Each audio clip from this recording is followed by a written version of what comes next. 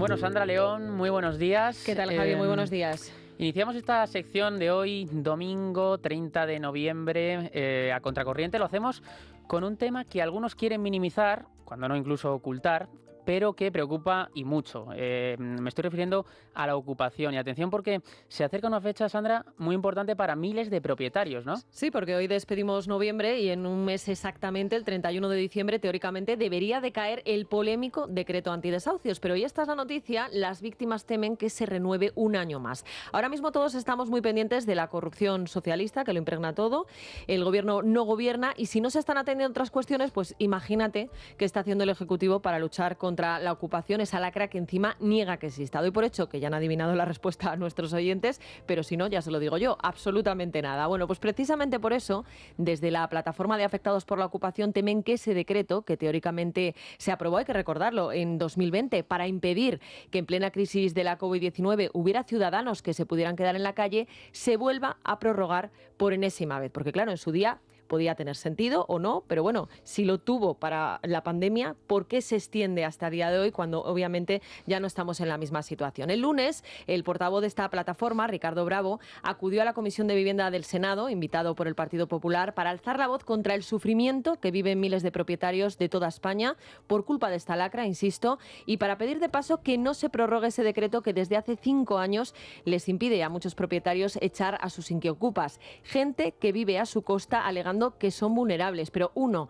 en la mayor parte de los casos son unos jetas, y dos, incluso aunque fueran vulnerables, no les corresponde a ellos mantener a estas personas, sino que en todo caso, y aquí en este programa lo hemos dicho en muchas ocasiones, debería ser el gobierno, ¿no? Pues Ricardo Bravo es portavoz de la plataforma de afectados por la ocupación. Ricardo, muy buenos días. ¿Qué tal? Buenos días, ¿cómo estáis? Perdonad la voz. Sí, hay que decir que la gripe nos ha tocado a todos, ¿verdad, Ricardo? Efectivamente, Sandra, parece que recupero de vez en cuando la voz, pero aquí estoy tocado todavía. Bueno. Ricardo, ¿creéis que va a ser, qué creéis que va a pasar con este decreto que tiene que prorrogarse o decaer en un mes? ¿Y qué pedís al gobierno y al resto de partidos políticos de los que depende esta decisión? Bueno, pues estamos pidiendo dos cosas. Una, que se saque ese Real Decreto, el decreto ómnibus, donde se mezclan churras con merinas, transporte, pensiones y otras necesidades de España, junto con la prórroga que quieren hacer sobre los desahucios y los lanzamientos. Pedimos que vaya independiente para que además los partidos políticos puedan votar individualmente con un único criterio sobre esta medida. En el caso que se pueda excluir dentro de este decreto ómnibus, lo que pedimos desde luego es la derogación, pero sobre todo la asunción de responsabilidades por parte del gobierno hacia las supuestas familias vulnerables que se están aprovechando de este decreto y muchísimas falsas vulnerables, que no es nuestra competencia. Claro, hay algo que a mí me parece perogrullo, pero que a algunos parece que les cuesta entender, Ricardo, y es que no se puede utilizar a los pequeños propietarios como escudo social. Propietarios que además, en la mayor parte de los casos, y yo creo que esto es importante subrayarlo, solo tienen una vivienda y a los que esta gente directamente les arruina la vida tanto a nivel económico como psicológico, ¿no? Efectivamente, fíjate que el 93,4% de todas las viviendas que están en el mercado del alquiler en España pertenecen a familias que tienen una única vivienda en alquiler. Por lo tanto, esta medida lo que está haciendo es derivar las responsabilidades del gobierno hacia pequeños tenedores, familias trabajadoras con una única vivienda. Y dentro de este 93,4%, el 44,4% son personas jubiladas. Por lo tanto, recae sobre estas personas la mitad de las inquiocupaciones que hay en España. Claro, hablabas de personas jubiladas y yo siempre recuerdo el caso, por ejemplo, de Carmelo, que es uno de los que están sí, muchas veces dando la cara por vuestra asociación, por la plataforma de afectados de la ocupación, que es un pensionista al que le deben más de... Bueno, yo la última vez que hablé con él creo que ya iba por 65.000 euros, no sé por dónde va ahora. Pues creo que podemos llegar a los 70.000 y ha vuelto a recibir una nueva paralización porque sigue siendo esta familia vulnerable después de 6 años sin que los servicios sociales le hayan ofrecido ninguna posibilidad de acceso a vivienda digna a estas familias, pero tampoco trabajo, pero tampoco cualquier otra medida económica para que puedan hacer frente a un alquiler. Claro, y luego hay casos, además, bueno, yo recuerdo también el de Jordi y creo que fue uno de los que se comentaron el otro día en esas jornadas en el Senado. Bueno, un joven que tuvo que sacar a su madre con Alzheimer de una residencia porque, claro, es que estaban arruinados por culpa de sus inquiocupas. Efectivamente, es que esto es así. Además, con el agravio de que Jordi tuvo que dejar de trabajar y se quedó sin ingresos para poder hacerse cargo de la atención de su madre, que estaba en un estadio muy avanzado de la enfermedad del Alzheimer. Actualmente este problema sigue sin solucionarse y Jordi lo que está haciendo es prácticamente mendigar para poder sobrellevar la situación de su familia. A todas estas yo siempre me gusta hacer hincapié. Por un lado es la ruina económica, Ricardo, pero por otro lado también hay mucha gente a la que esto le afecta psicológicamente y bueno, yo he llegado a escuchar testimonios durísimos de gente que dice, bueno, es que ya llega un momento en el que incluso te planteas quitarte la vida porque dices, es que no puedo más. Pero aparte de estos casos que a lo mejor son extremos, lo que sí hay es mucha gente con tratamiento psicológico. Sí, sí, psicológico y psiquiátrico, porque la mayoría de nosotros tenemos que estar medicados porque al final toda esta derivación de responsabilidades recae sobre nosotros y luego los bancos nos solicitan la deuda de los inquiocupas, somos nosotros quienes arrastramos las deudas de los suministros, somos nosotros quienes tenemos que hacer frente a toda la carga judicial porque no recae absolutamente nada en los inquiocupas y al final esto crea estrés, crea ansiedad y crea una impotencia de no tener herramientas de hacer ver que nosotros no somos los culpables de eso y que no tenemos por qué asumir todas estas responsabilidades. Y esto nos lleva a tener que requerir ayuda médica. Ricardo, esta semana habéis estado en el Senado. Iba a decir que os han tenido que escuchar, quieran o no, pero la realidad es que hay partidos que no fueron a esta comparecencia. De hecho, no han acudido a ninguna de las que habéis ido haciendo. Y otros apuntamos aquí directamente al Partido Socialista, que sí que van, pero que luego, cuando les pedís una reunión, hacen oídos sordos, ¿no? Bueno, en principio el PSOE, nada más acabar la comparecencia, se acercaron a nosotros y el lunes que viene vamos a mantener una reunión. Yo creo Ah, que la bueno, es una buena comparecencia Sí, noticia entonces. sí, sí. es buena noticia, es buena noticia. Esto ya sabéis que no significa nada, Ya. porque es verdad que todas las veces que nos hemos reunido en los despachos no ha conllevado ninguna acción directa. Pero yo creo que esta vez sí llegamos a transmitirles el mensaje y también estuvieron un poco más abiertos con algo de empatía para entender cuál es la situación que estamos viviendo.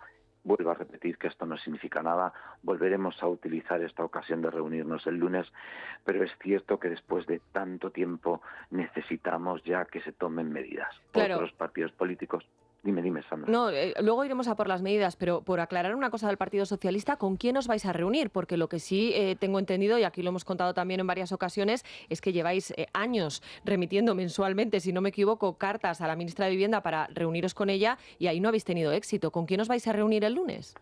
En principio nos reunimos con el portavoz de Vivienda del Senado, Ujú. el señor López Izquierdo, y entiendo que comparte su equipo. Él lo que entendemos que va a hacer es transmitir al Ministerio y al Gobierno la situación que estamos viviendo. Aún así, nosotros seguimos insistiendo con la ministra. Ayer mismo volvimos a remitir una nueva carta y, sinceramente, entendemos que la ministra ya no quiere reunirse con nosotros. ¿Cuántas van? Nos ¿Cuántas tiene cartas van? Pues mira, desde octubre del año 21, todos los meses, más las que le hemos entregado en mano a través de algún miembro del Partido Socialista y peticiones que hemos hecho en distintas comparecencias en comunidades Más de autónomas y medio en centenar de ayuntamientos. peticiones, bien a gusto, Sí, entonces. Hmm. sí, bastante más. Bueno, la principal excusa del Gobierno para no hacer nada ni contra la ocupación ni contra la inquiocupación es que es un problema, dicen, prácticamente inexistente. Y esto lo dicen tanto partidos como Podemos, y recuerdo a Irene Montero diciendo que la ocupación es un invento que solo aparece en la agenda política derecha, pero también al Partido Socialista. Y aquí tenemos declaraciones como aquella de Óscar López. Habla de un problema que afecta al 0,00000005. Puedo poner los ceros que quiera. Ricardo, ¿qué datos manejáis vosotros tanto de ocupación como de inquiocupación? Fíjate, solo por decirte el dato del Consejo General del Poder Judicial sobre desahucios por impago en el ejercicio 2024 superan los 20.000. Y esto sin contar todas las paralizaciones que ha habido de desahucios por esta medida que pedimos que se derogue.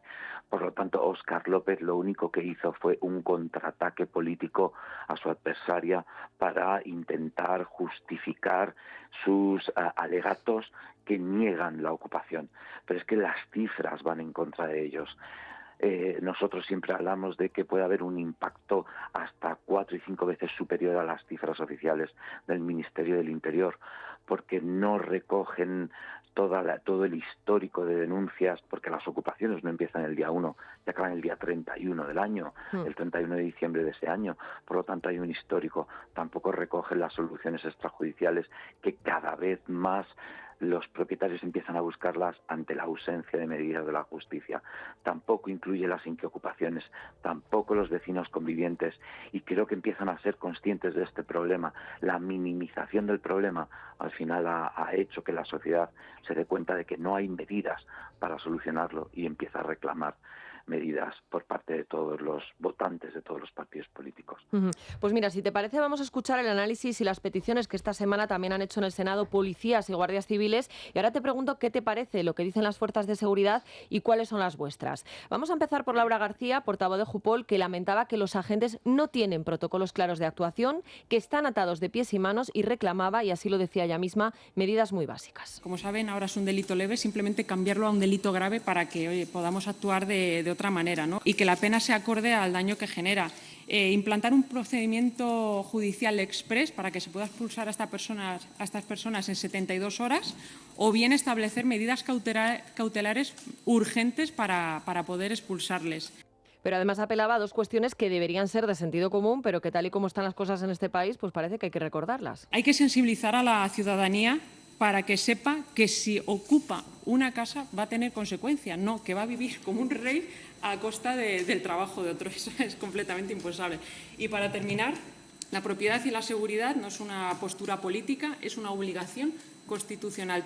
Bueno, pues lo que decía, ¿no? Que hay cosas que parecen de sentido común, pero hay que recordarlas. Esto era lo que decían desde Jupol, desde la UGC. Su portavoz, Diego Madrazo, compartía todo ello y particularmente la expulsión inmediata, y reclamaba lo siguiente. Debemos construir un marco en el que el Estado llegue antes que el miedo, el delincuente no encuentre grietas en el sistema, la persona vulnerable no caiga en esas grietas y los agentes no acudamos ni tarde ni solos. Y nosotros como agentes les pedimos herramientas claras, protocolos ágiles y un marco estable que proteja al propietario, atienda al vulnerable y persiga al delincuente. Ricardo, ¿qué te parecen estas medidas que ponían sobre la mesa policías y guardias civiles y qué es lo que pedís exactamente vosotros?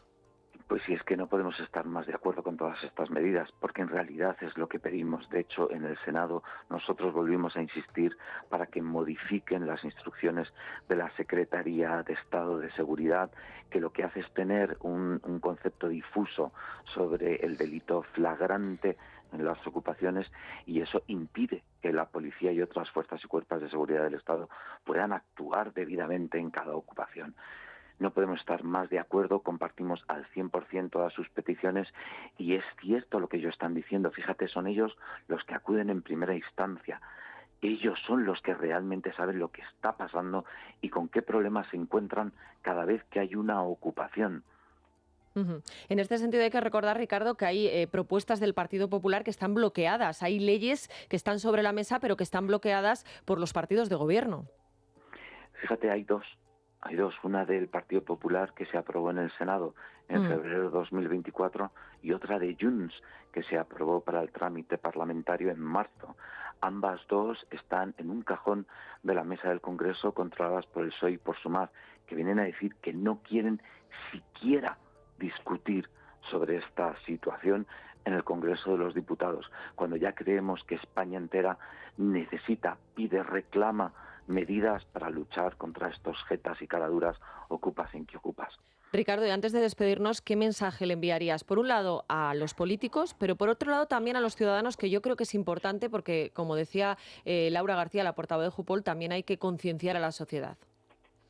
Bueno, pues por un lado a los políticos, dirigirme a ellos para hacerles ver que solo queda una opción con este decreto, que es derogarlo, porque son su responsabilidad todas las familias vulnerables y aquellos falsos vulnerables que se han colado bajo la firma de los servicios sociales, que es administración pública. Nunca puede ser nuestra responsabilidad atender ni a vulnerables ni a ocupas. Y con respecto a la sociedad, que hay muchísimas personas que están sufriendo la ocupación y la inquiocupación ante una mirada indiferente del gobierno que nos niega y que nos está bloqueando. Y esto hace que nuestro sufrimiento sea doble, porque no solo sufrimos, sino que además no nos están apoyando para que nuestro sufrimiento acabe y se prolonga durante años y años ante una invisibilidad que intentan hacer ver al resto de la sociedad. Pues Ricardo Bravo, portavoz de la Plataforma de Afectados por la Ocupación, muchas gracias por habernos atendido aquí en la trinchera de llamas en esta mañana de domingo, y ojalá que este mensaje y todo lo que nos has comentado, que lo escuchen, quienes realmente lo tienen que escuchar, que entren en razón de una vez por todas. Gracias. Gracias a vosotros siempre. Y a cuidarse la garganta, Ricardo. Gracias, Sandra. Bueno, Sandra, pues en otros sitios a lo mejor no, pero aquí, como no puede ser de otra manera, seguiremos dando voz a las víctimas de la ocupación y a esta situación tan compleja en nuestro país. Eso es, dándoles voz y denunciando la aberración que supone cargar a los propietarios con algo que no les corresponde, arruinarles económica y psicológicamente y encima ignorarles, que es lo que hace este gobierno. Ojalá no se prorrogue ese decreto antidesahucios, ojalá el gobierno construya vivienda social o haga lo que tenga que hacer para proteger a quien lo necesite, pero a quien lo necesite, no a quien quiera vivir del cuento, y ojalá, sobre todo, dejen de pagar justos por pecadores. Pues que así sea. Hasta la semana que viene, Sandra. Hasta la próxima.